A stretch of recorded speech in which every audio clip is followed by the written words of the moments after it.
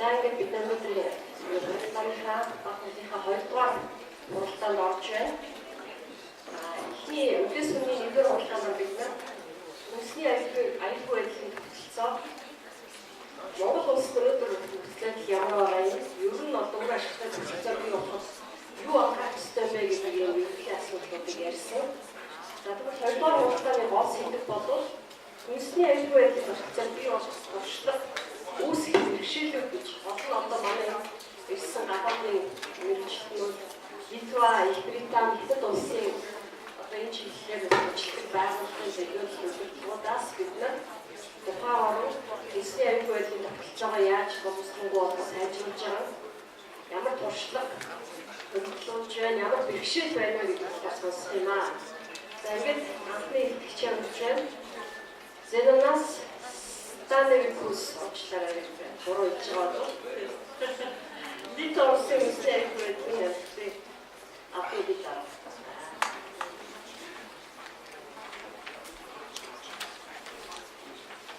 Good morning, ladies and gentlemen. Thank you, Chair. Lithuania has some experience in food safety control system, and let me say during my presentation. After announcing independence in Lithuania in 1999, after 10 years, our parliament approved food law, and after long and hard discussions, which took approximately over 5 years, our politics matched three institutions which was before involved in the food chain control system. It means state veterinary service under government. It means state hygiene inspection under Ministry of Health, and state quality inspection under Ministry of Economy. And finally, till now, we have the system which looks like pyramid. It's single control food safety authority in Lithuania. Our authority belongs directly to Prime Minister, but you can see on this slide how many we have subordinated territorial services which belongs to the national headquarters on the top.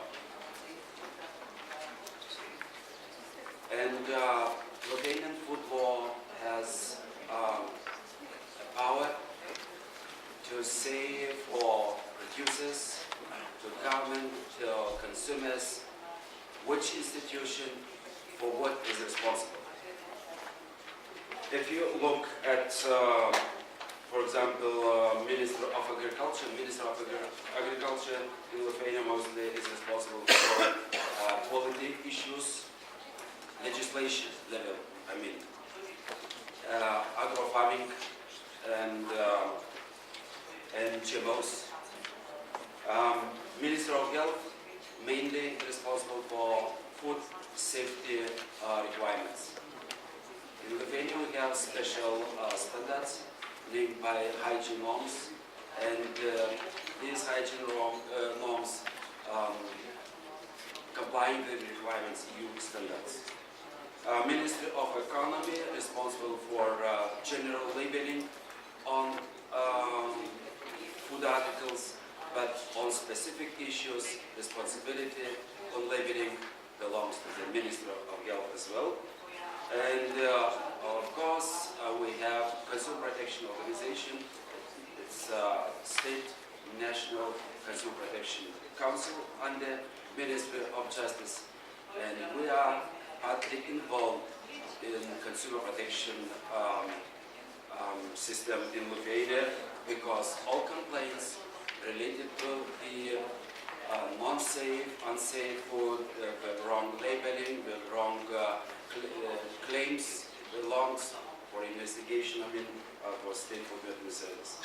And Our institution, State Veterinary Service, is responsible for control how enforcement all legislations which are covering food safety, quality, labeling, traceability, and other issues is going on.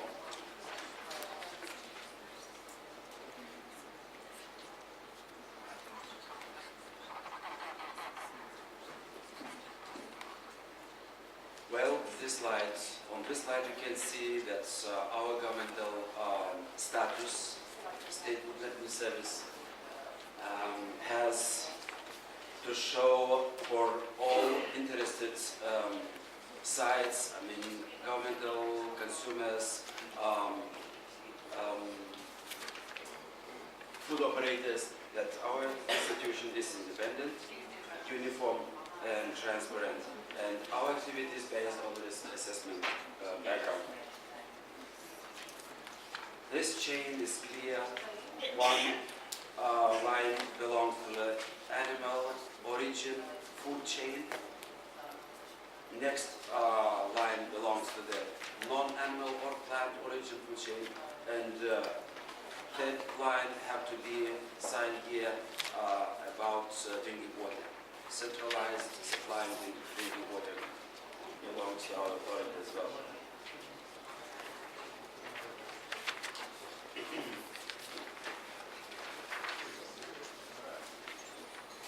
Well, our authority has responsibility to make inspection on borders.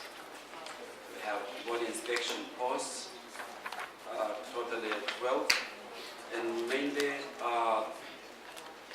this border inspection post has two targets. One is oriented to the animal origin or live animals control, import, transit, and export, and other parts belongs to plant origin foodstuffs.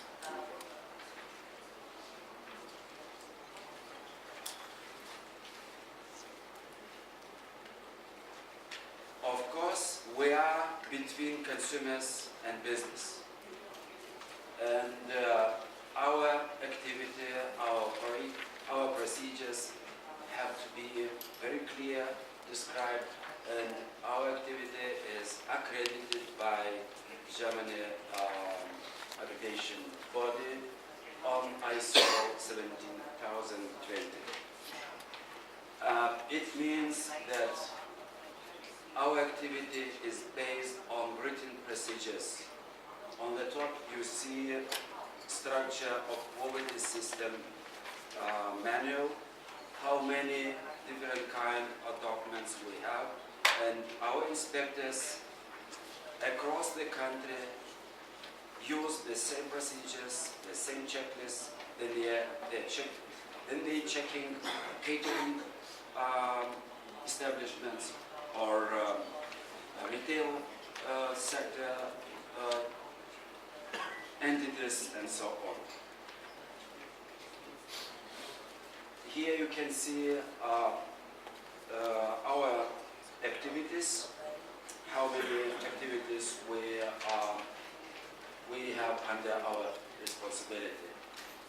And I don't like very much clarify, but it means that all animal origin food chain, export, import, non-animal or plant origin food, and different kind of investigations related on investigations.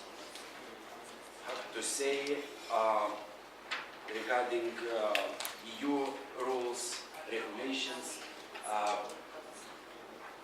Lithuanian foods, domestic food, imported food is safe or not. And we use general rules, hygiene rules, which is obligatory to implement, to enforce in member states market. And these rules, hygiene rules, you know, you heard maybe about hygiene package. which has a few regulations starting from 178 in 2002 and ending specific requirements of hygiene issues for food operators, for official competent authorities, for animal origin food stuff, and means on hygiene conditions and on special microbiological regulation on microbiological contamination 2007-3, 2006 year.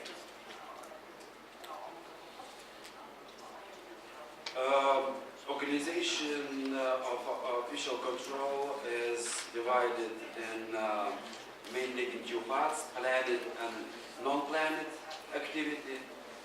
And because we have a lot of entities which have to control approximately nearly 400,000 entities, it means that it's difficult each year to each entity to control, to supervise. Why we use risk assessment and why we divided our entities in three groups: high level, medium level, and low level. And on this slide you can see that high risk level entities we have just 13%, medium risk 27%, and the rest entities belongs 60% low risk. And low risk, it means that our inspectors have to check these entities one time per 2 years. One time per 2 years. And the medium size, it means one time per year. And high risk, it means sometimes not enough, one time per quarter. Sometimes we need 2 or more times. But if we have some big problems, we have opportunity to close, temporarily to close business operating activity, and to say him that you have extremely bad situation and you have to change if you want to proceed your activity in future. And we have on our procedures very clearly described definitions, what it means food handling business of low risk, what it means high risk, medium, and improper food handling business.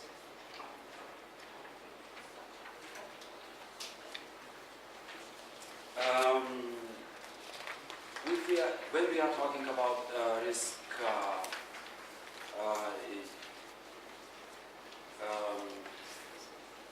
food handling business dividing in risk groups, we have some criteria. It means one criteria is named group of food products handled. Next criteria, type of food handling activity. And third group, scope of food handling activities. It means could be export, could be a small kiosk or small marketplace and so on. And of course, very strict requirements we are covering and checking on HACCP system and self-control system. And following these requirements, these criteria, our inspectors in the territories have to, yes, I'm finished, have to investigate and to decide, calculating our, using our special procedures, to calculating points to say which and how much entities belongs to one another or third group.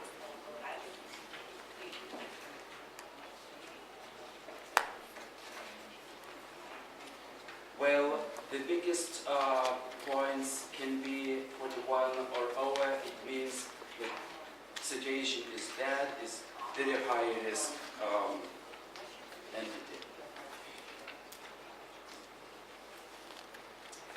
And a detailed audit of the HACCP system in the food handling business, which is subject of inspection once a year or more, seldom may be performed during every other inspection, depending on the activity of the business and the change made.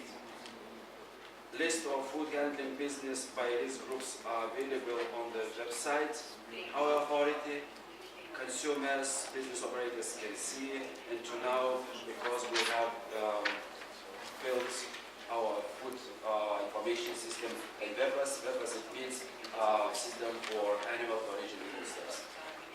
It's finally what I wanted to say. Thanks for your attention.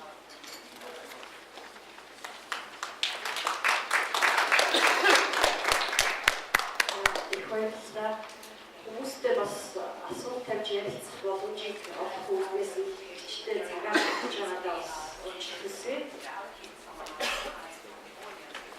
За дараагийн хичээл графон чүксвэ. Тэгэхээр хүмүүсийн аюулгүй орчин хөгжсөн зүйлээ. За графон чүксвэ. Ихтэй орчин хөгжлийн үүсгэх хэрэгтэй ажилладаг юм байна. Thank you very much, Madam Chairman. It is a privilege to be able to speak to you today. I'm honoured to have been invited to Mongolia to address this conference. My part of this session on practices and challenges in building a food safety system is designed to outline the UK food safety and environmental health approach as practice supported and maintained by my organisation in partnership with the UK's Food Standards Agency. My organisation is the professional and educational body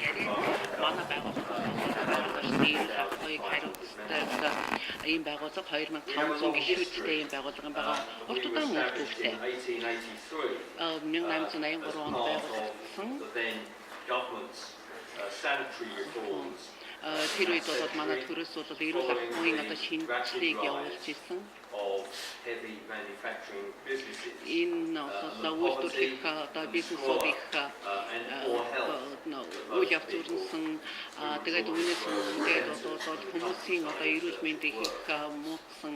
Тэгээд хөдөө орнуудад эрүүл мэндийн асуудал их муутсан холбоотой манай байгууллагыг байгуулсан байна. Өнөөдрийн байдлаар бол энэ хөтөлбөрийн үйл ажиллагаа явуулдаг байгууллагууд my profession has played a major role. манай байгууллага одоо миний одоо мэргэжил бол энэхүү өнөөдөр эрүүл ахуйн байдлыг сайжруулах, хүний эрүүл мэндэд нөлөөлөх, эерэг нөлөөллийн сайжруулахад бол маш их нөлөөлсөн байгаа юм. Цэвэр ус, эрүүл ахуй, орон сууцны сайн нөхцөл болоо одоо хог хайдлын зөв менежмент гэх зэрэг асуудлууд бол их чухал байгаа юм байна. Одоо хүнсний асуудал бол өнөөдөр нийтийн эрүүл мэндийн хамгийн тулгымдсан асуудлууд болчиход байгаа юм. Би нэг зүйл үүсэх ёстой. Энэ диаграмыг ярихтаа та бүхэнд ойлгохгүй байвал гэтэл бол би энд юу харуулсан бэ гэхлээр энд бол орчны эрүүл ахуйн хамтлагийг та бүхэнд тайлбарласан. Human impact system. Тэгэхээр бол орчны эрүүл ахуйн The adverse effect of human health өнөөдөр энэ байгаль орчинд гарч байгаа үзэгдлүүд хүний эрүүл мэндийг яаж нөлөөлж байна? Ажлын болоод одоо ахуйн нөхцөл бол яаж холбогдолтой нөлөөлж байгаа гэдэг нь манай мэргэжлийн гишүүд бол хүмүүс хүмүүст одоо учирч байгаа стрессийг үнэлдэг. Энэ стрессийн асуудал бол маш их чухал асуудал болж ирж байгаа шүү дээ. Стресс нь бол өнөөдөр хүнсний аюулгүй байдал, усны чанар болоод халдвартай өвчнийг хяналтандаа байлгах асуудалтай шууд хамааралтай юм асуудал. Members of the Chartered Institute have a standardized манай хүрээлэнгийн гишүүд бол тодорхой мэрэгжлийн зэрэг дээртэй түншлэн тэр хүмүүст бол байнга сургалт явуулдаг. Энэ сургалтаар дамжуулаад эрүүл мэндтэй холбоотой шинжлэх ухааны хандлага бүхний сургалтыг явуулдаг. Сургалтыг явуулснаар зүй зохистой дөрвөн журмуудыг нэвтрүүлэх мөн шаардлагатай нөхцөлд бол хор хүннэлтийг тасалсан зогсоох шаардлагатай арга хэмжээ авах дадлага ур чадварыг суулгаж өгөх юм. Магадгүй тодорхой нөхцөл байдлаас болоод бид нэр тодорхой шийдвэрүүд гаргах шаардлагатай болдог. Гэтэл тэр шийдвэрийг гаргах ур чадварыг олгох тийм сургалтуудыг бид нар орчны эрүүл ахуйн мэрэгжилтнүүд бол зөвхөн хүнсний аюулгүй байдалтай холбоотой асуудлаар ажиллахгүй байгаль орчны дороотол ажлын байр болоод ахуйн нөхцөл орчин мөн түншлэн иргэдийн амьдралын нөхцөл байдалтай холбоотой бүх асуудлуудыг харгалзаж үздэг юм. Орон нутгийн засаг захиргааны нэрийн өмнөөс манай гишүүд маань бол хууль гишүүдэд тодорхой эрх олгогдсон байдаг. Тэгэхээр бол альва хяндаг зохицуулагч маань байцаагч маань тухайн тогтолцоогоо сайтар ойлгож альва нэгэн мэдлэггүйгээр альва нэгэн мэдээлэлгүйгээр бол хууль эрхийг зөрчиж байгаа этгээдүүдтэй гэгэрүүлэх үйл ажиллагаа явуулах, соён гэгэрүүлэх үйл ажиллагаа явуулж байгаа шүү дээ. Тэгэхээр бид бол та бүхэнд юу санал болгох гэж байна гэхээр бол илүү их нийгмийн эрүүл мэндийн үр дүнд хүрэхин тулд бол энэ соён гэгэрүүлэх асуудалтай бас их анхаарлаа хандуулах зүйтэй юм а гэж. За өнөөдөр бид бол бизнесийн өсөлтөд илүү их анхаарлаа төвлөрүүлж байна.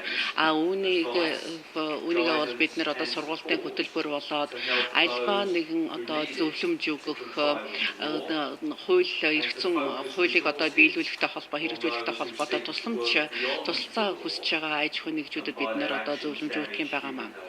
Мөн түнчлэн хуулийг санаатайгаар зөрчиж байгаа хүмүүстэй авах арга хэмжээнд бид саналаа өгдөг. За өнөөдөр Их Британий манай систем бол төгс төгөлдөр биш. Төгс төгөлдөр гэж хэлж чадахгүй.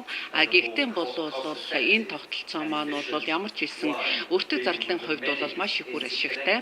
Энэ үр ашигтай учраас бусад орнуудад бол их түгээмэл болж байна. Хүний эрүүл мэндийг нөлөөлж байгаа хамгийн ноцтой асуудлуудыг бид нар тодорхойл тэдгээрийн нөлөөллийг үнэлгээдэх замаар бол тогтолцоогоо сайжруулдаг. Учраас шүү дээ. Тэгэхээр хүнсний хувьд бол Их Британий орчны мэрэгжилтнүүд бол тодорхой стандарт хүнсний аюулгүй байдлын стандартуудыг баримталдаг. Урд өмнө эдгээр албан хаагчид маань бол орон нутгийн засаг захиргаанд харьяалагдаж ажилладаг байсан. Тэгээд тэр хүнсний аюулгүй байдлын хувьд бол тогтсон стандарт нормуудыг орон нутгийн засаг захиргааны нэрийн өмнөөс баримтлаж шаардлагатай арга хэмжээг авдаг байсан.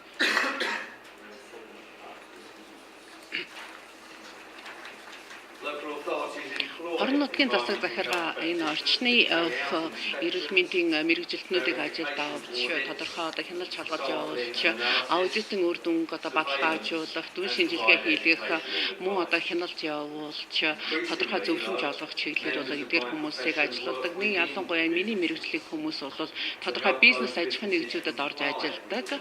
Эдгээр бизнес аж ахуйн нэгжүүдэд хуулийн хэрэгжилтийг сахих, мөн түншлэн дотоодын зохицуулах болоод шаардлагад нийцүүлж үйл ажиллагаа явуулах зөвлөмж өгөх юм байна. Их Британд бол өнөөдөр бид энэхүү арга хэмжээ авснаар бол хүнсний чанарт бол томоохон дэвшил гарч байгаа.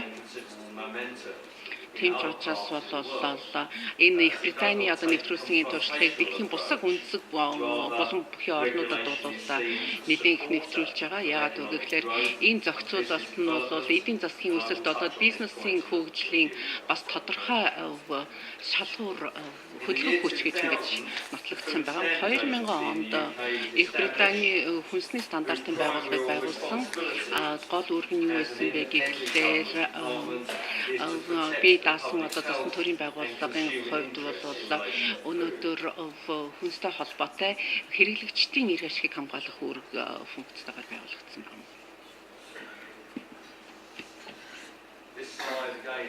Энэ слайд дээр бас их олон мэдээллийг тавьсан байна.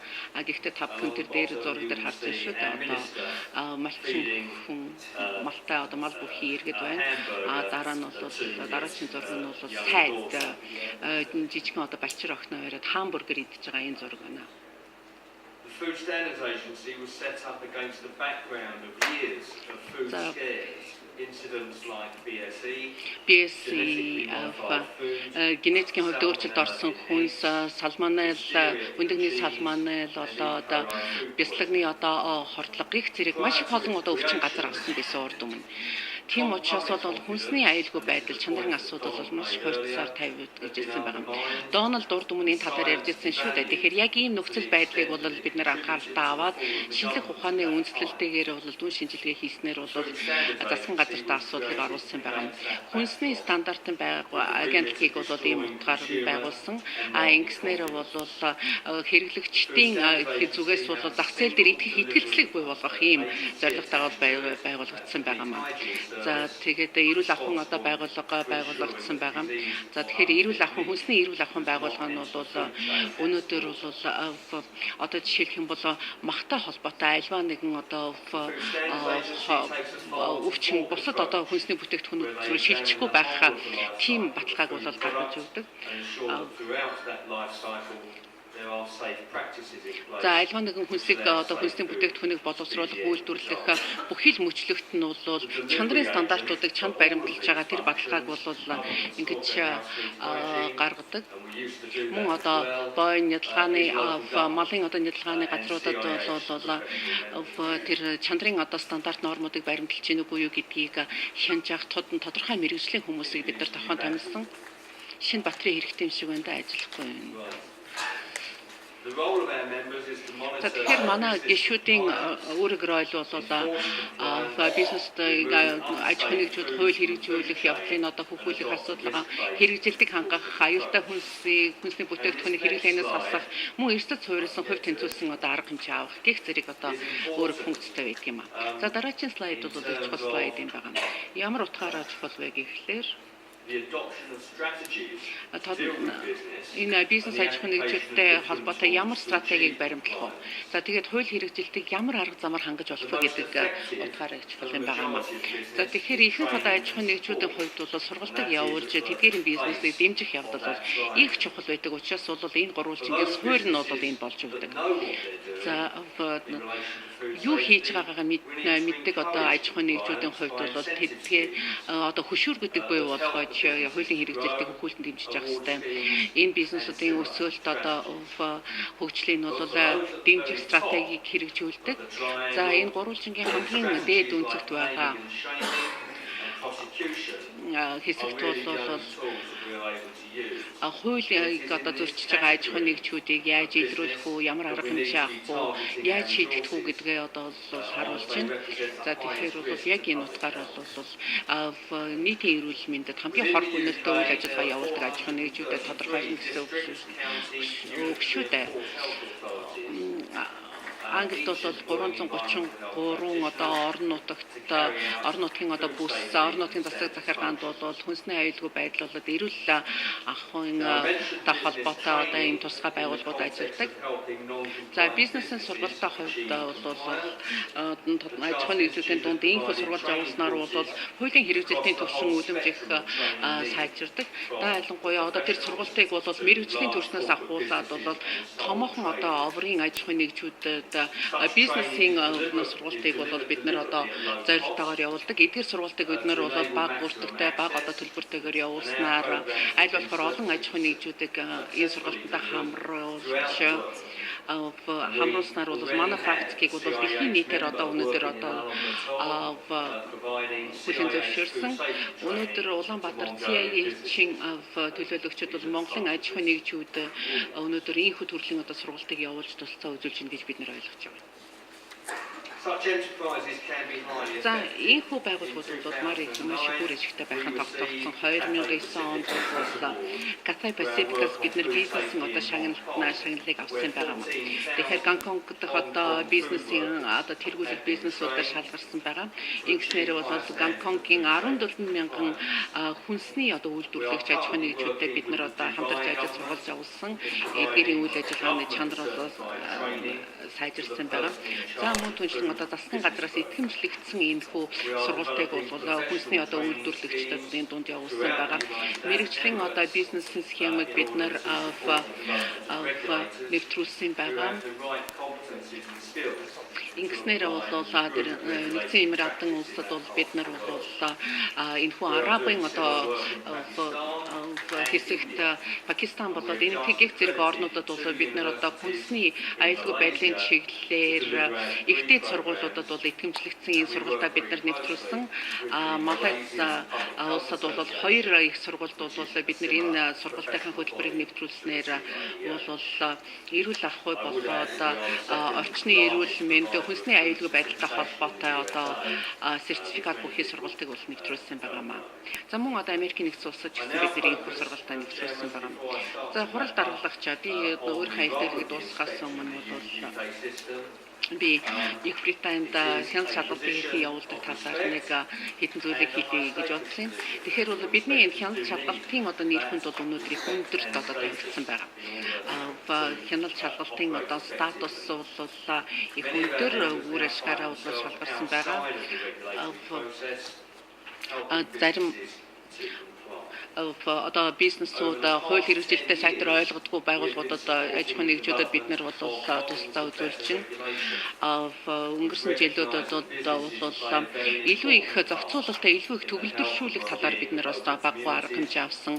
Энийг бол орон нутгийн одоо ард иргэдтэй хамтарч хийсэн байгаа. Мөн одоо ингэснээрээ бол орон нутгийн эдийн засагт бол их эерэг нөлөө үзүүлсэн байгаамаа. За ингэсний эцэст бол одоо хүнсний үйлдвэрлэгч аж ахуйн нэгжүүд бол өөрийнхөө үүрэг хариуцлагыг илүү их ухамсарладаг болсон байна. За тэгэхээр Монголд ирсэн одоо зочны хувьд бол мэдээж их хэрэг бол би энэ Монголын одоо хүнсний аюулгүй байдал болоод одоо эрүүл ахуйд эрүүл орчин болоод эрүүл мэндэд учирч байгаа асуудлуудын талаар бүрэн бүтэн ойлголтгүй л дээ.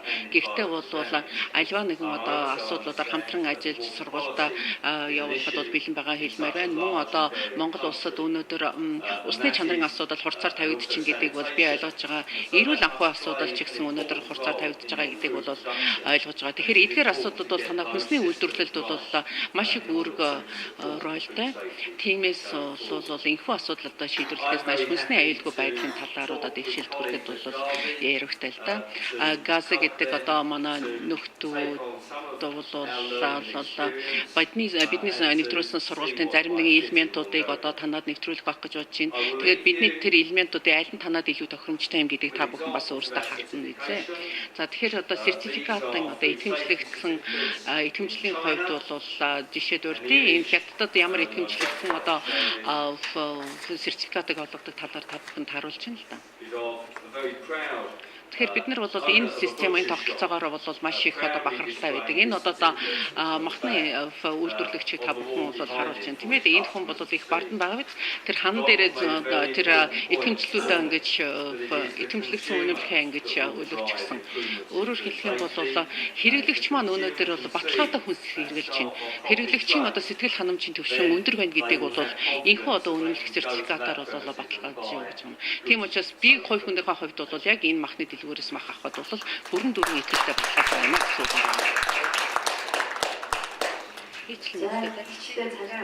Thank you, and thank you very much for fitting in your allocated time. So, and as to the audience, I think that they are approaching the culmination of the session. So we are approaching the Q&A session, and up until lunchtime, we are going to continue and proceed with questions and answers. Thank you. And I would appreciate if you will respect the others and fit into your allocated time of 3 minutes. So there is a floating microphone shall be around. Please first identify yourself.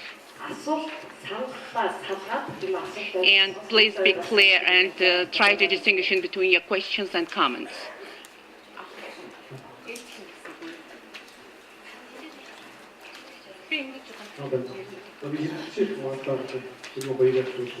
My name is Hoyuk Bator. So I would like to refer to Great Britain presentation. I want to ask a question. So you've talked about accreditation and certification. So while I believe that you impose a certain requirements in order to grant the certification, and what is the time frame that the certificate is valid for? So in Mongolia we have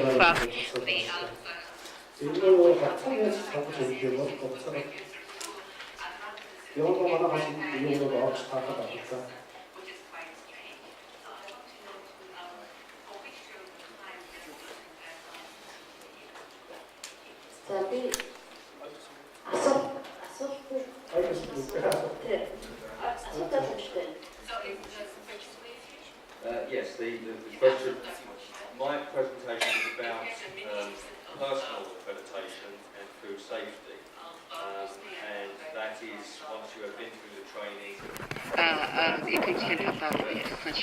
Тэгэхээр бол энэ хүнсний сургалтанд хамрагдсан бол та бол энэ бизнест бол үйл ажиллагаа явуулах хэрэгтэй. Үүний дээр бол илүү их одоо бас дээд түвшний одоо сургалтанд хамрагдсан бол бас тэр одоо бас тэр сертификатыг авч болох. Яг чухам одоо хүнсний чанарын хувьд гэх юм бол өөр хүмүүсээс өөрсдөө саналаа илэрхийлэх болох гэж бодож байна. Тэгэхээр энэ ч бас нэг ойлголтын зөрүү баг шиг байна. Тэгэхээр энэ сертификатлах, батламж олгох болоод итгэмжлэх олгох гэдэг нь бол өөр юм байна. Тэгэхээр дэлхийд дээр бол итгэмжлэх олгох, батламж олгох гэдэг бол өөрөөр одоо ухах түнтэй байдаг. Европын холбооны улсын хувьд бол ерөнхийд хүнсний одоо бизнесийг бол батламжилдгүй. Яагаад гэвэл энэ нь бол заавал биелүүлэх ёстой сертификатлалын одоо үйл ажиллагаа байгаа юм аа. Грахамын ярьсан зүйл бол энийг төрийн байгууллагууд нь батламжилдгүй. Тэгэхээр бол CIA гэдэг нь бол бие даасан сургалтын одоо байгууллага шүү дээ. Тэгэхээр энэ сургалтанд хамрагдсан хүмүүстэй энэ батламжийг олгож ийн гэсэн үг юм байна. Тэгэхээр энэ батламжийг бол жишээлх юм бол одоо бүхэл насаар нь олгож байгаа. Жишээлх юм бол та одоо эмчийн одоо дипломтой байх юм бол таныг одоо хинч таны ур чадварыг дахин шалгах хэрэггүй шүү дээ. Та бол сургалтанд хамрагдаад диплом авсан байна. За тэгээд Европын холбооны улсад бол бид нар бол хүнсний бүтээгдэхүүнийг бас батламжилдаг. Өөрөөр хэлбэл тэр хүнсний бүтээгдэхүүний одоо төрлийг бол бид нар батламжилдаг. Тэгэхээр тухайн одоо хүнсийг бол альва нэгэн одоо хүнсний бүтээгдэхүүнийг одоо өдөр тутам үйлдвэрлэдэг. Тиймээс одоо хяналтын одоо тодорхой шалгуурууд байдаг шүү дээ. Жишээлх юм бол хор хүннэлтэй, эрүүл мэндэд хор хүннэлтэй юу гэж. Thank you. Prior to next question, I would like to inform that so we are missing one speaker before lunchtime. So however, we still have time for Q&A. I would like to invite Kevin Chain, who is going to talk about Chinese food security system and the analysis of the main elements of the regulation.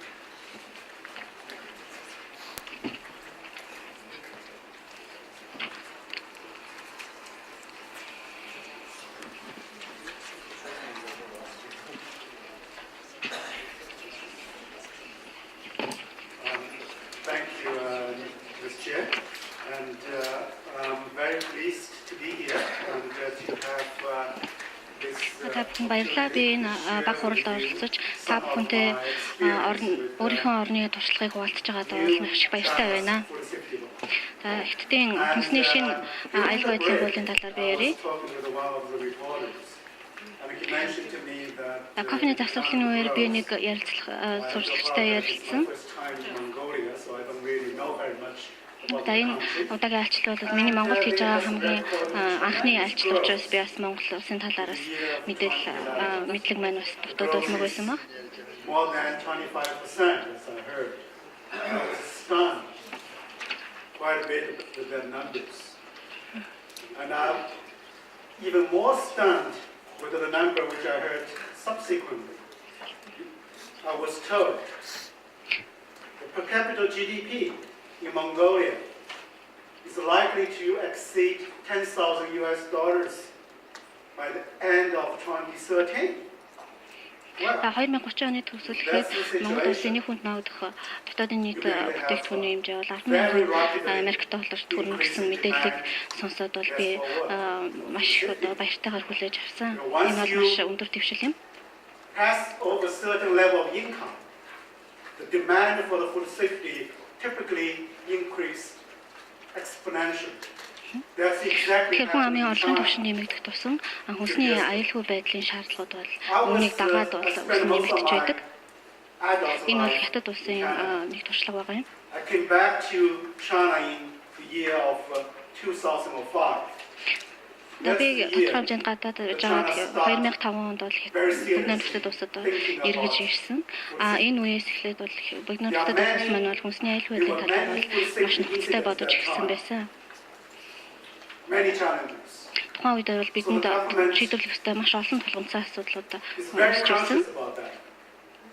And they look for the outsider for the advice.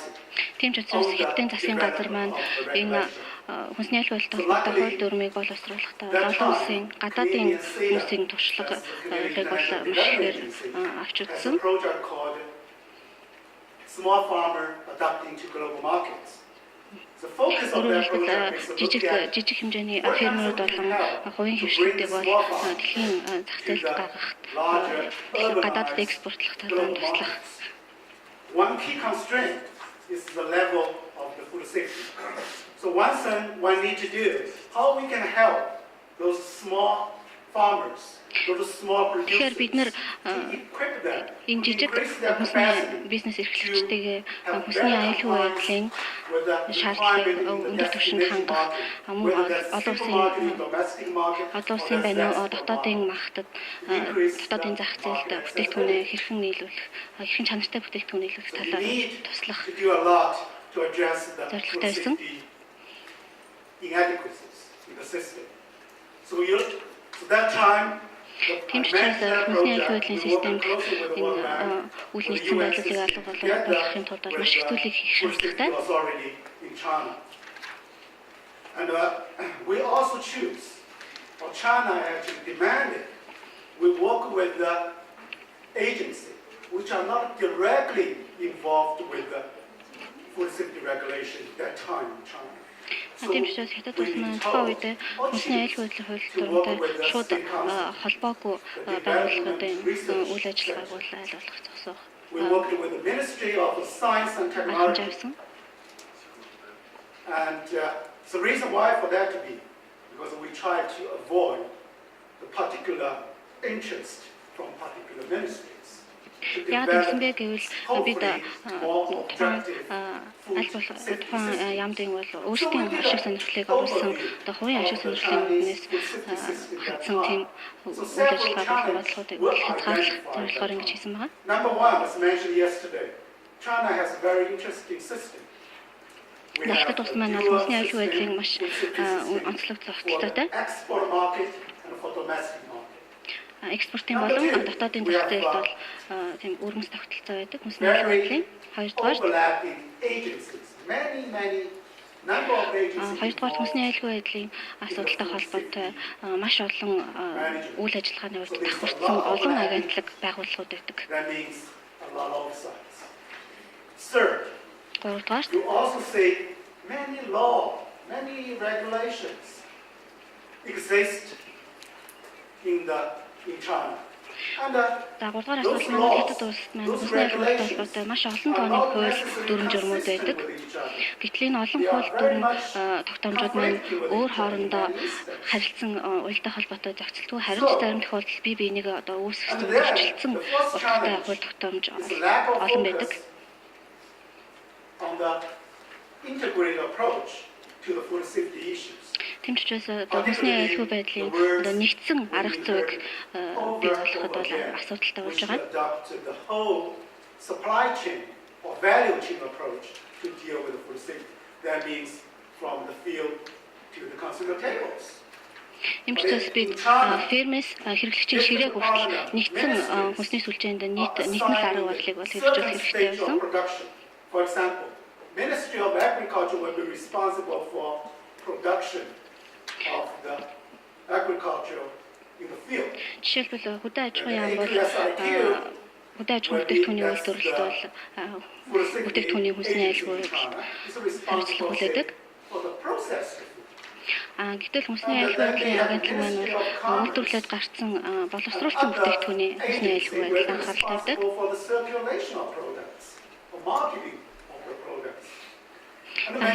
Бас нэг өөр байгууллага маань бол тухайн үйлдвэрлэсэн бүтээгдэхүүнийг зах зээлд нэвтрүүлэх тал дээр бол бас хариуцлага хүлээдэг гэх мэт. Тэмчээс энэ бүх байдлыг нэгэн арга барилдаа болох үднээс хятад улс маань хүнсний аюулгүй байдлын шинэ хуулийг гаргаж ирж эдгээр асуудлуудыг шийдвэрлсэн байгаа. That's exactly what they did.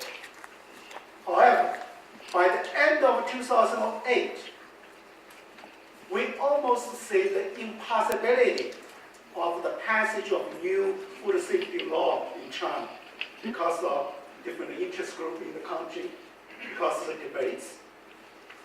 Ийм ч учраас хүнсний аюулгүй байдлын шинэ хуулийн талаар 2004-2008 оноос бол хэлэлцэж байсан. Ингээд 2008 оны сүүлээр бол хүнсний аюулгүй байдлын шинэ хуулийг гаргах асуудал маань бусдаар тавьчихсан байна.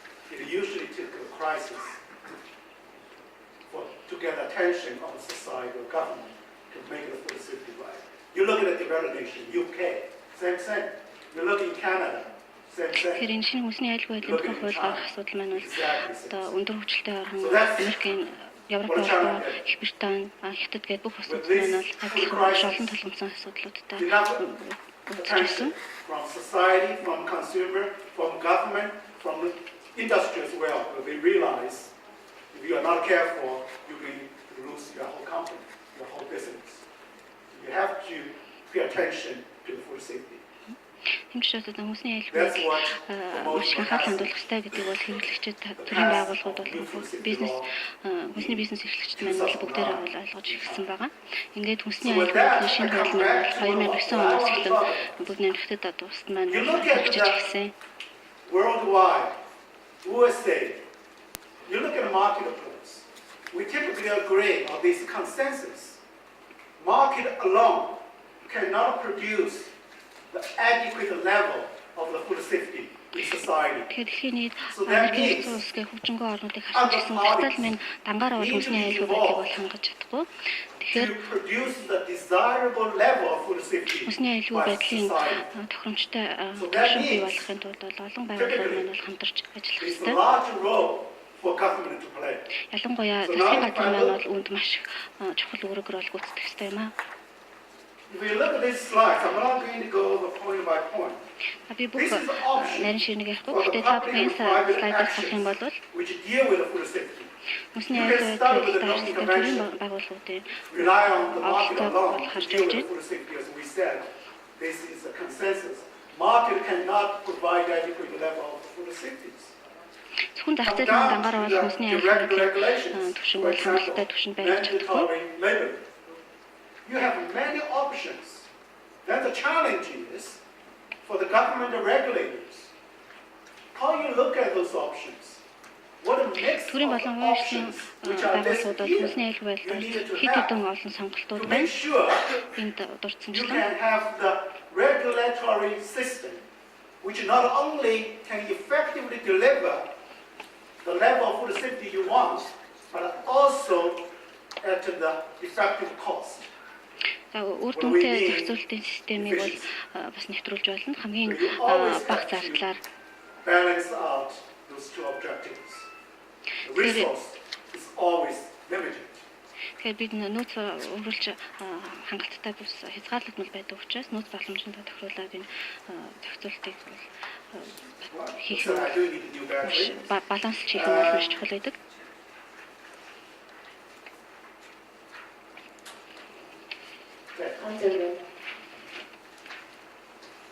So here we are, the recent concentration, either the practice across the nations or the debate in any given country, has been focused on the notion of the public and private partnership. Тэгэхээр аливаа улсын аюулгүй байдлыг бол түр хувийн хвшлийн байгууллагууд хоорондын мөрөлдөлтгүй холбоотой ажиллах бол маш чухал байх ёстой. That's always the challenge. And the experience from UK and EU tells us very clearly Их Британий туршлага маань role can play by government, this role can play by private sector. Хүнсний аюулгүй байдлыг тогтцоолоход түр болон хувийн хвшлийн байлдаал нь ёстой гэдгийг бол энэ Европ улбаа Их Британи зэрэг өндөрчлөлтөд орнуудын туршлага харуулж байна. So now, if I look at the regulatory change worldwide, and we can notice several things. Number one, certainly, the regulatory system has been shifted away from what we call the command and control system. Нэгдүгээр тогтоолох тогтолцоо маань бол шууд одоо захиран тушаах түр боловсон газар маань юу хийх ёстой гэдгийг шууд хэлдэг тэр командлдаг системээс бол шилжсэн байгаа. And second, more and more people believe that the food safety илүү олон хүмүүс хүнсний аюулгүй байдал нь is aligned with the business operator. Хүнсний бизнес эрхлэгчид маань хүнсний аюулгүй байдалд үндсэн гол хариуцлага хүлээнэ гэсэн ойлголт бол нэмэгдсэн байгаа.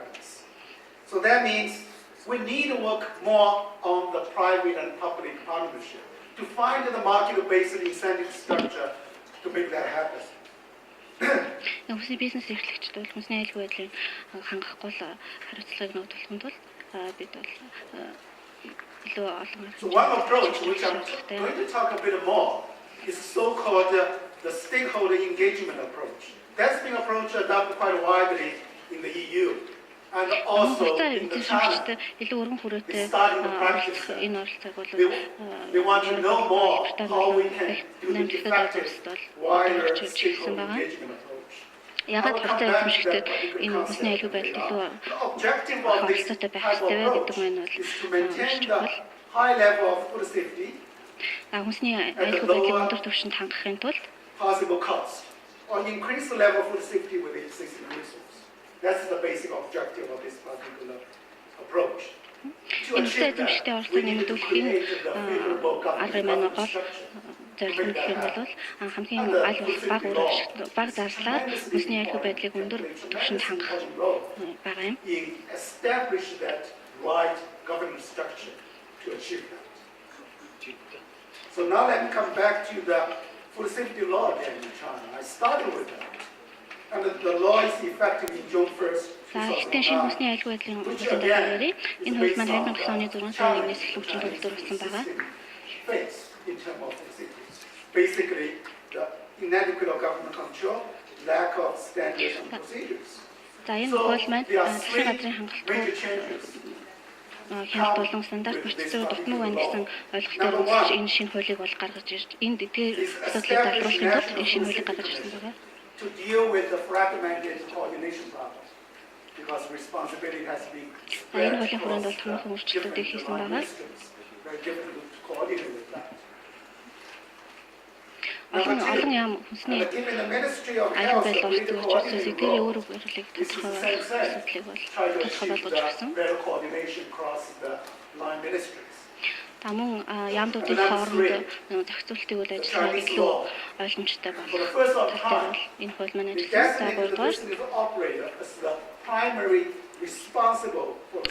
3-р энэ шинэ хууль маань ямар онцлог вэ гэвэл хүнсний бизнес эрхлэгчдэд тухайн өөрсдийн бүтээгдэхүүнийхээ аюулгүй байдлыг хариуцлага хүлээх энэ төрлийн хариуцлагыг бол оногдуулдаг гэсэн байна. I know my time is limited, so I need to go a little bit faster. Цаг хугацаа тавьж байгаа учраас би хурдан So слайдуудаа this is явуулна. after the new law. This is the new government structure. Хүнсний аюулгүй шинэ хууль хэрэгжиж эхэлсэн дараагаар энэ засгийн газрын хүнсний аюулгүй хариуцах агуулгуудын маань шинэ тогтолцоо гаргаж ирснийг та бүхэн эндээс харж байна. Маш нарийн нийгмийн тогтолцоо байгаа. Шинэ хууль гарч ирсэн гэсэн маш олон агентлагууд бол хүнсний аюулгүй байдалтай хамааралтай оролцсон хэвээр байгааг та бүхэндээс харж байна.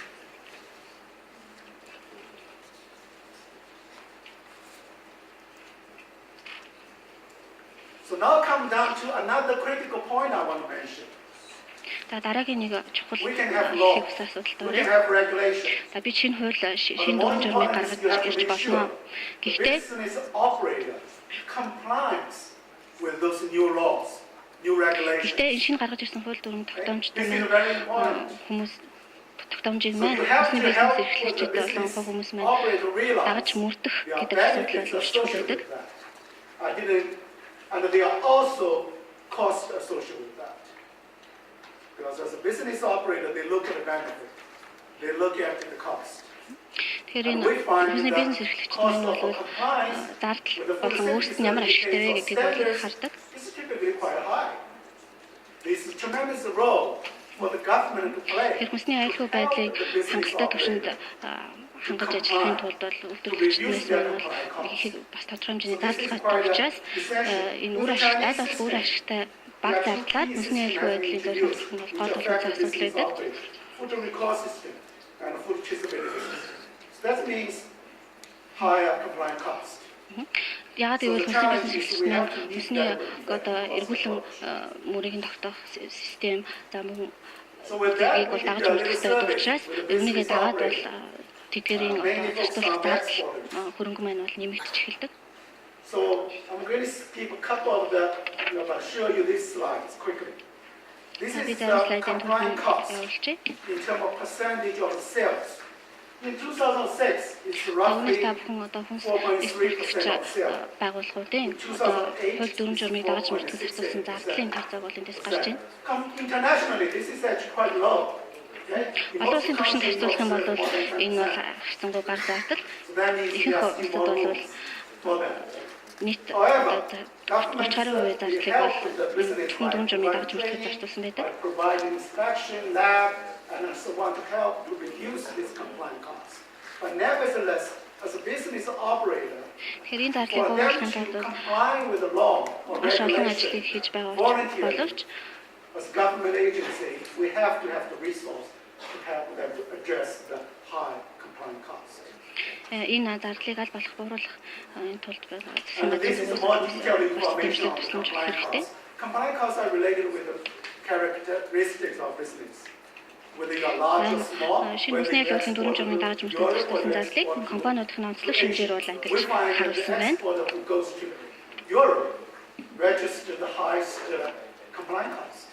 За энэ дэлхийн олон зах зээлд бүтээгдэхүүн гаргадаг бүтээгдэхүүнүүд дотор компаниуд дотроос ялангуяа Европын зах зээлд бүтээгдэхүүн экспортлох компаниудын хувьд бол дүрм журмыг дагаж мөрдөхөд жишээ нь Азийн зах зээл бүтээгдэхүүн нэлдэг компаниудаас илүү их одоо хөрөнгө мөнгийг зарцуулж байгаа. So we see a tremendous value of benefiting with the wide stakeholder consultation process.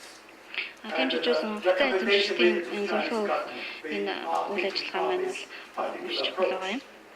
And that's why I want to mention this approach for the consideration of the government of Mongolia. However, I think there are challenges for the approach, the wide stakeholder consultation approach. For example, the lack of solid evidence to confirm the scope of potential benefits.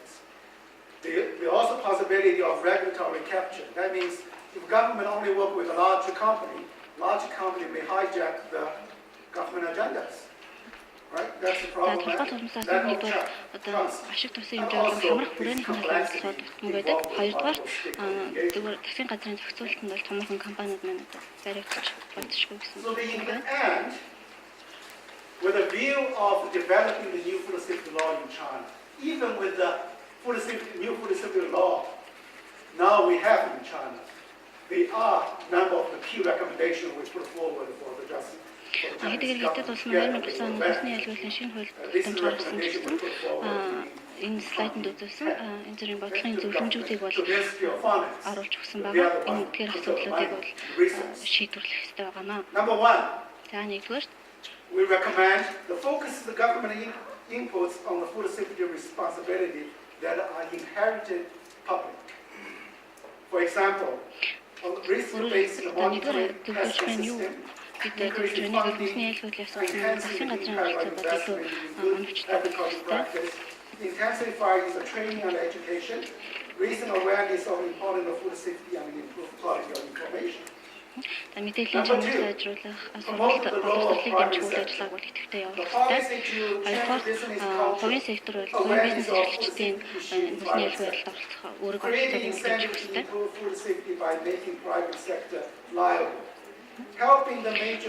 Хувийн секторуудыг хариуцлага нэмэгдүүлж, тэдгээр дагаж мөрдөлт дамжийг сайн дагаж мөрдсөн компаниудад урамшууллыг олох системийг бий болгох зэрэг тэдгээр үүрэг дэмжих хэрэгтэй.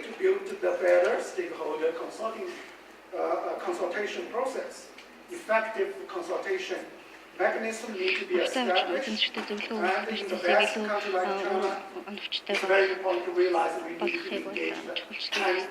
and engage the people. So those are the recommendations which we put forward for the Chinese government. I hope it also has some merit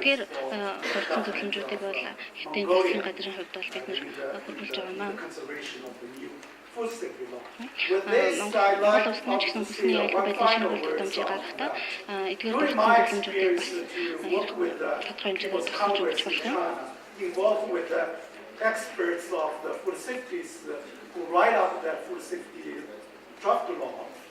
And China looked at Хятад улсын парламентын гишүүд маань бол Хүнсний аюулгүй байдлын шинэ хуулийн төслийг бичгээд оролцсон мэргэжлүүд маань олонний холбоотой ажилладаг. It emulates the regional provisional variability like China. But however, I probably just think aloud here. For the country like Mongolia, it's relatively small. Монгол улс маань бол захицал Хятадтай ачаалсан бол захицал бага. Тийм учраас та бүхнийг бол Канада улсын хүнсний аюулгүй байдлын загварыг бол харуулж илүү зүгээр болов уу гэж би үзэж байна. You may want to look at the Canadian model. They started in 1997. Канадын хүнсний аюулгүй байдлын шинэ хуулийн загвар маань бол 97 оноос бол гарч ирсэн. Тэгэхээр энэ тавхан хажууд үүсэж гэж байна. Хатан амгасан мэдэн баярлалаа. Гэрийн чинь баярлалаа. Ингээд асуулт тавихтаа өгч байна. Okay, let's continue our question and answer session.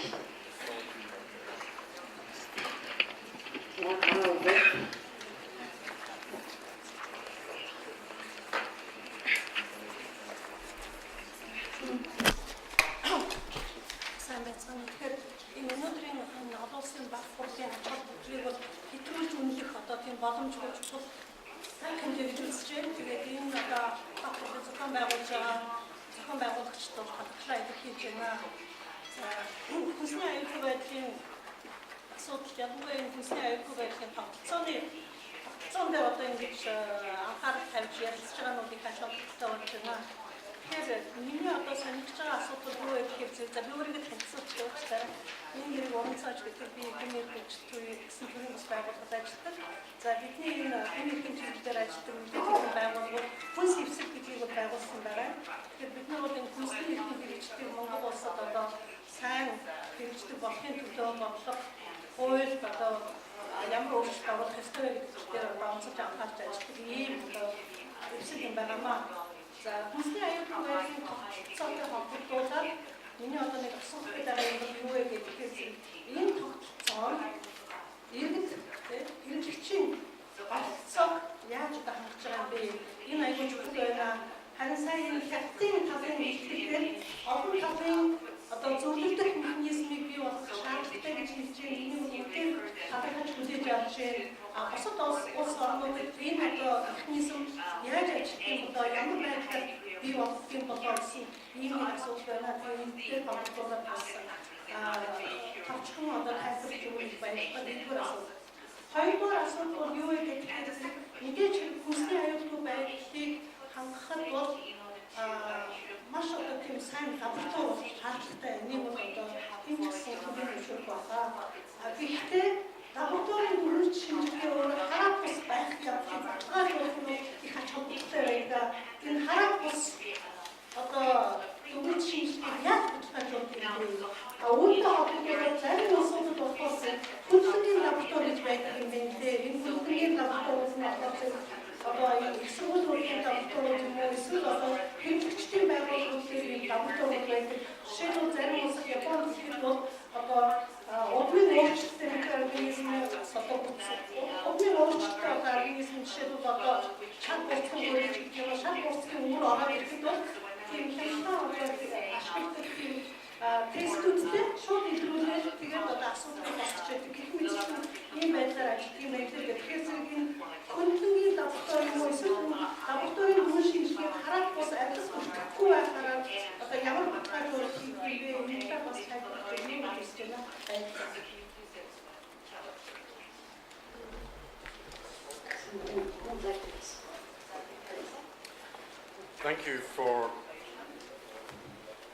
Thank you for those questions. I will try to answer the first question about citizen participation.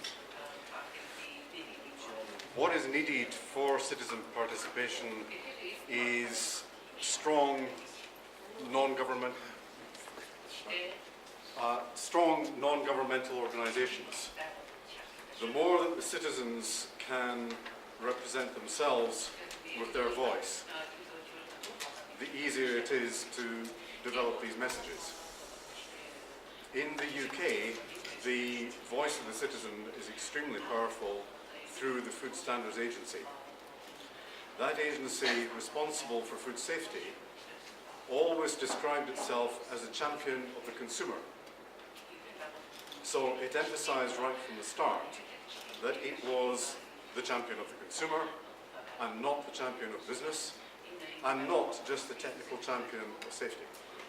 So it puts citizen involvement at the very heart of its entire approach to safety and the way it operates. So that can be a very strong result, but how to get there is one of Mongolia's biggest challenges, because you need to have a very vocal citizenry. Sorry, I'm trying to keep saying. You need strong civil society organizations. You need to have bodies that can engage with industry. Industry needs to have bodies that can engage effectively with government. And these are things that still need to be built. So in developing a food safety system, we're not just looking at scientists, we're not just looking at lawyers, we also need to look at communication with people and better organisation of a strong civil society. On laboratories,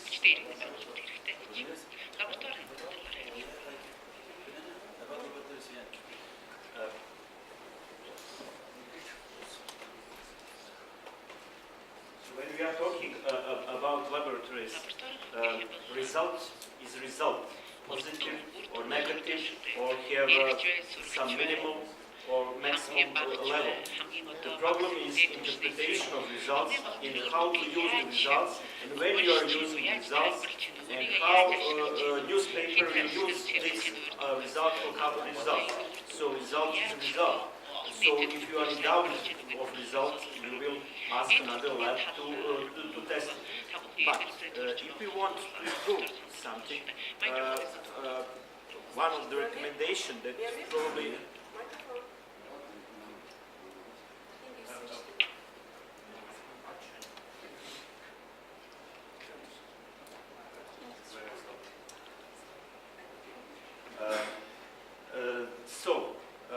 in order to help, one way is to organize also private labs, which actually started to exist in Mongolia, but it should be stronger and stronger. I mean, in a sense.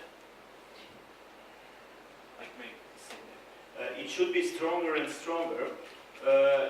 In a sense, not only the space, but all equipment and especially knowledge and knowledge of the people. In my country, with the competition of private labs, in a way, with the competition with the state labs, the quality is coming. So that's one point which is maybe useful for you. Well, I have to add something from Lithuania side regarding lab investigations. In our country, if the sample comes to the lab, inside the lab, the sample comes anonymous. He got just number and what the staff of laboratory have to do, no more. And nobody can possibility to know to whom belongs this sample. I think so. It's very objective and very clear and transparent system. Regarding food safety systems and communication between associations. In Lithuania, we have strong consumer protection organizations. Our country is not so big, approximately 3.5 million population we have, and 15 non-governmental organizations.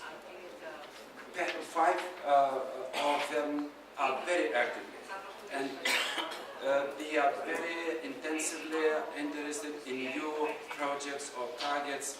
Then the government or ministers announcing that something will be new implemented in the food safety.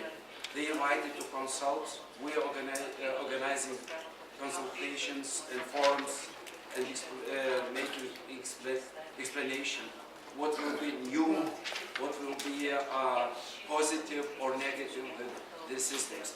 And secondly, we have very good communication with food operators associations. They are very much interested in that as well.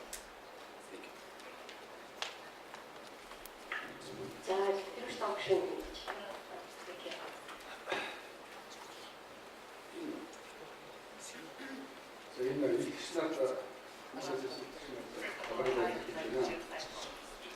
ялангуяа Монголд байгаа асуудлуудыг биднээс илүү судлаж, харьцуулж, гадны нүдээр бидний байгаа зүйлийг бидний дотоодын төсөлтөөр хайрлуулж ирсэн байна. Гадаадчаар яаж үзэх вэ? Манай бас олон аппетит одоян нэг ойлгож байна. Би идея асуудал өнөөдөр бас явсан уу ярьсан. Би зүйлээр онцгой асуудал байна. Таамагийн бүгний нэгсэн Монгол төгсөө өсвөлтэй ялангуяа яг үедээ олон талаар яг боловч улсын туршлага гараад байгаа хүмүүстэй иргэний яамгаар ажиллаж олон ирэх байна. Иргэний яг хүнсний асуудал хэрэгжүүлсэн тусгай байгууллагатай байдаг. Эндээ хангалттай яг хүнсний байдал арганы аюулгүй байдал, хүнсний аюулгүй байдлыг агуулгаар маш чухал зүйлтэй. Тэгэхээр яг нь бид өөрсдөө шүүмжтэй авах манай чинь нэг парламентын засгийн учраас засгийн парламент гараад ирдэг. Тэгээд нэг яам өөрчлөгдөв. Яам нэг өөрчлөгдөв. Тэгээд одоо чиглэл өөрчлөж байгаа. Тэгэхээр хүнс үдээ аж ахуй яам гэх. Хүнс үдээ аж ахуй. Ус газруудаа үдээ аж ахуй яам гэж шүү. Тэгэхээр хүнс үдээ аж ахуй яамд тодорхой хүнсний аюулгүй хариуцлагатай юм шиг бүрдсэн. Тийм одоо гараад ирэх зэнда материалын газартай үйлчлэгээ газартай тусгай мэдээ одоо манай үйлчлэгээ газар сууж. Мэргэжлийн хамттай ерөнхий газар гэхээр бол ерөнхий газар дотроо хүнсний асуудал хариуцдаг одоо засгийн бол цөөхөн одоо яг толгойн хэмжээнд гарч байгаа юм. Тэгэхээр энэ чиглэлээр бидэнд одоо тав үйлчлэгээ санагдаж байна. Би цаашдаа хуульд нүүн үсгийн асуудлыг бидний анхаарахгүй бол бус ерөнхий нийгмийн лидер үсэндээ яг манай өнөөдрийн байгаа энэ дэлхийн ерөнхий газар үсгийн аж ахуй олонхгүй ерөнхий нийгмийн яамныг бас агуулдаг байна. Тэгэхээр бид яг өөрсдөө төсөөлтөй байлаа. Таавал бас энэ олон удаа үгж энэ хайцуултыг харж байгаа бол зүг зүг гаргаад харагдаж байна. Тийм учраас энэ чиглэлээр одоо үсгээр ямар хүчээр энэ он зарлыг ажиллахын тулд яавал зүйл талаар тодорхой санал харагдаж байна.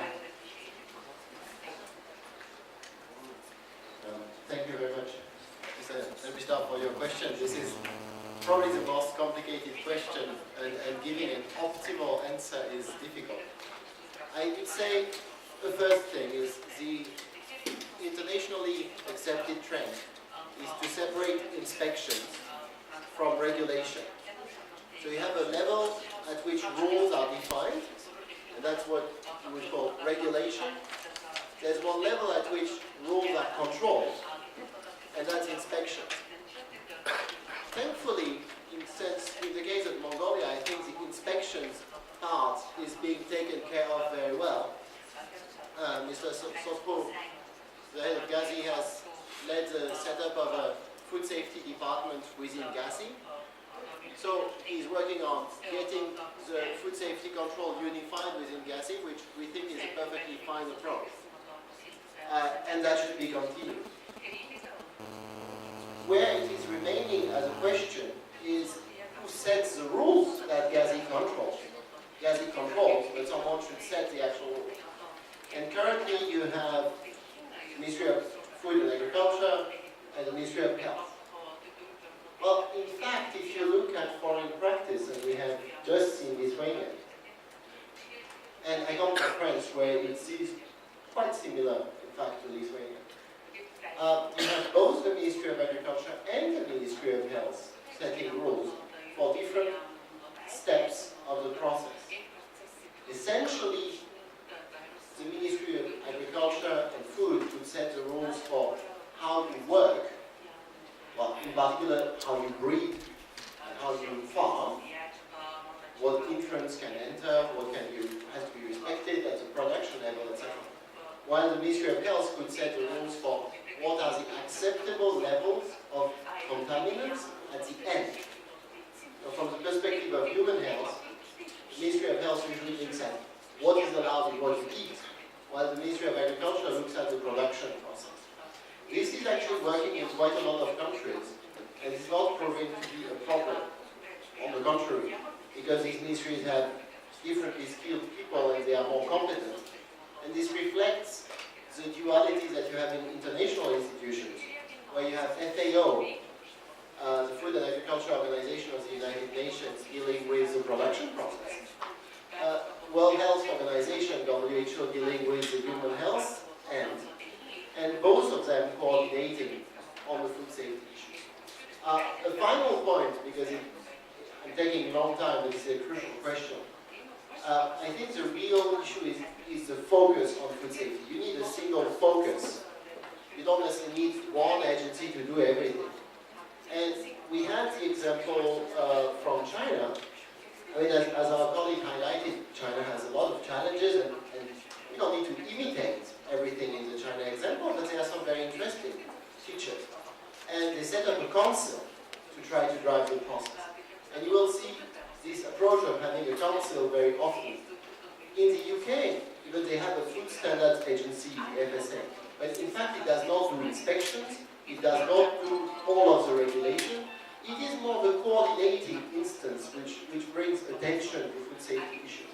So maybe setting up at the highest level, like the Prime Minister, how it is done is really a Mongolian question.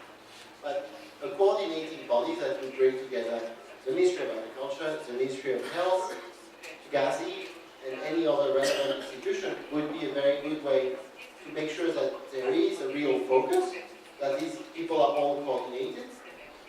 Then you need an information system that would link all of them. But you don't need to have one body doing everything. You can keep Gazi doing the inspections, and you can even keep two ministries doing rules, provided that it is very clear who sets rules for which stage of the process. And currently, this is not completely clear. And it can be clarified, I think, quite easily. Thank you very much.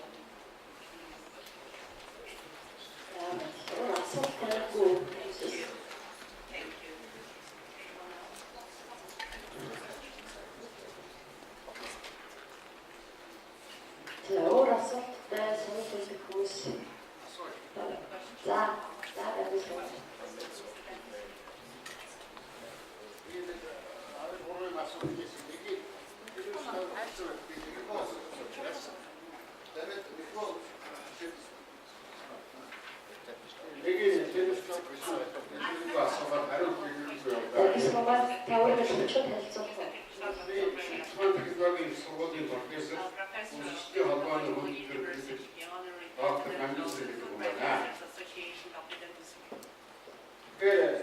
шууд тайлбар гарсан.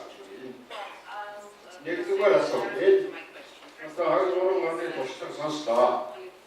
Энэ орон нутагт хүнсний аюулгүй байдлын татар орон нутгийн засгийн хэрэгжүүлэх ямар байх вэ? Хотод дэвсгэр дээрээ орон нутгийн засгийн захиргааны хэрэгжүүлэх байна уу?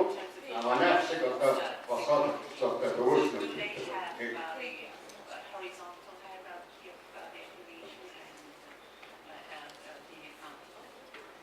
Хоёрдугаар импортын энэ хүнсний бүтээгдэхүүний хяналт хийхдээ ямар үйлчлэг шинжилгээ хийдэг вэ? Өөрөөр хэлбэл одоо сертификатын тогтолцоо хэлдэг вэ? Манай чинь хэрэгээ том дадлцуур байсан тийм үзэл бодож яваад үгүй юу? Энэ хариу.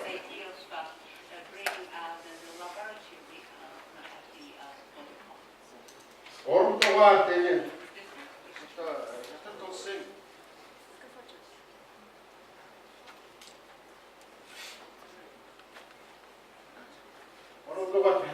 хууль тогтоомжтой бид бас зохицтой хэлцгээстэй. Тэгэхээр энэ хууль тогтоомжтой систем одоо шинэ Монгол хоёрын хооронд хэлцэрэг хэрэгжих юм байна. Энэ талаар үнэхээр хэлүүлэх сайн байна. Ямар дүгнэлт байна. Өөрөөр хэлбэл хил хоттой бараа солилцоод энэ хэлцэрэг хэрэгжих. Өөрөөр хэлбэл энэ хууль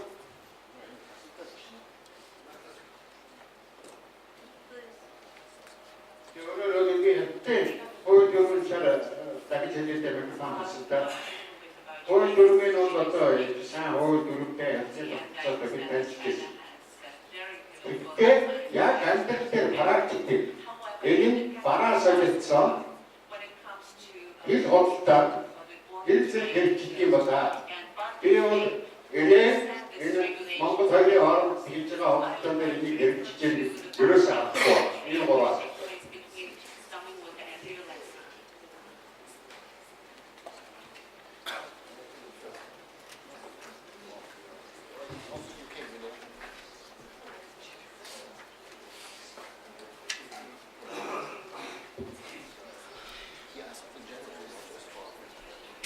I'll briefly answer the first question, but I'll leave the spot to Rima, maybe for the second question, since you work in the important and the third question to our colleague from China. Briefly on the question of local authorities, you have both models. We have representatives from the UK, where the enforcement and the inspections are done entirely by local government.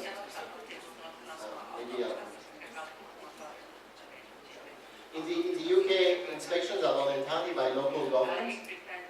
It comes from a long tradition of decentralization. Local authorities have the resources.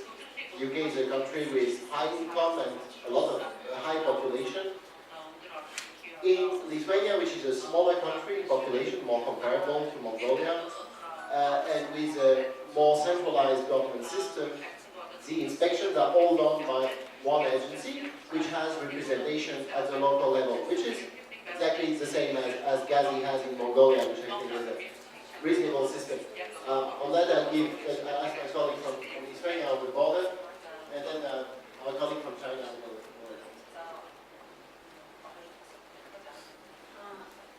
I just will say some things about the in and import controls. That import checks are done at so-called border inspection posts, which are located directly at the border. There is developed infrastructure, like buildings and equipment, which are needed for those inspections. And inspection consists of 3 parts. It's documentary check, then documents with which goods are coming from control, that is identity check, if goods are complying with the documents which are provided, and then there are physical checks. It can be simple physical checks, or it could be also laboratory tests, and it's up to the official working at the border inspection post to decide if that consignment is good, it's safe for the human consumption. So it means that the professionals working in the border inspection post are very well educated and trained, and we receive training. The training is updated every year, at least once a year.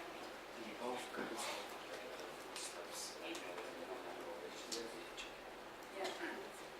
The director just adds that at the border inspection post, all the food imported is controlled.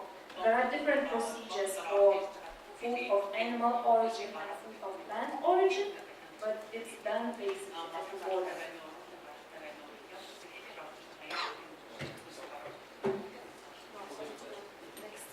If I could just add the situation of border controls in the UK, we have a sophisticated system of port health authorities.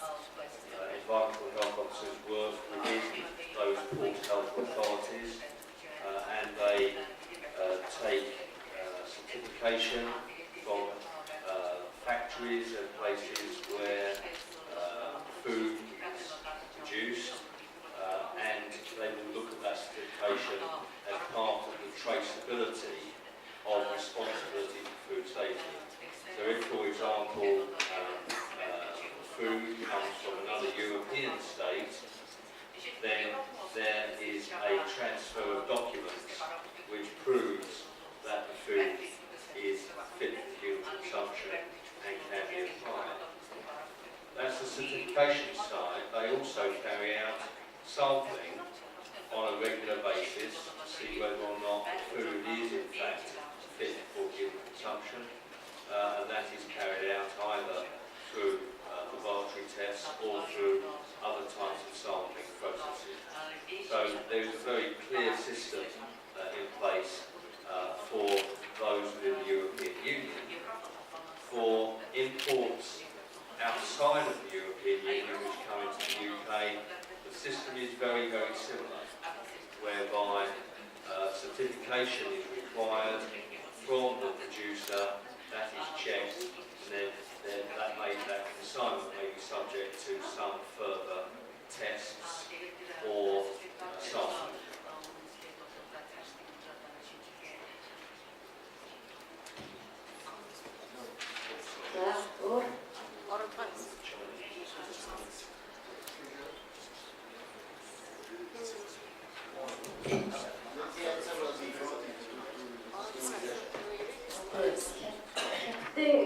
Импортын хяналттай холбоотой үдээс хойш болцоо байгаагийн учраас манай зэрэг бичлэг үдээс хойш нэг аваад тэгээд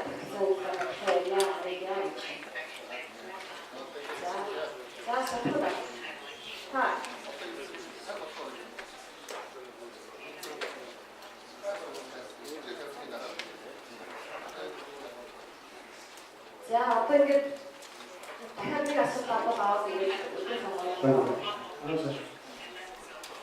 Iki asukkan asukkan itu terus.